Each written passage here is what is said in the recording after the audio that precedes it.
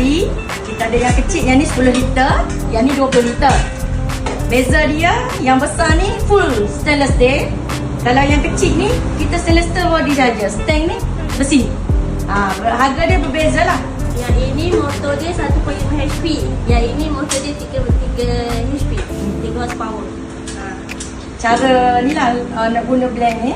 Yang ni buka macam tin biskut gitu. Lepas tu ni mata dia.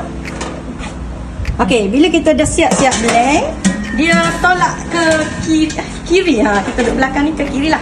Kalau duduk depan ni ke kanan. Macam tu. Untuk buang je lah macam sambal-sambal tu. Bawah tomato. Yang ini dia punya ada 3 tempat kunci. Okey, mata dia macam ni. Mata dia. Lepas tu dia boleh Lock. Lock. Dia boleh buang ni ke depan. ke depan, ke kiri dengan ke kanan. Dua arah lah boleh. Kalau yang ni satu arah sahaja. Okey. Kena lock yang ni. Yang ni kena lock. Yang ni tak lock pun tak apa.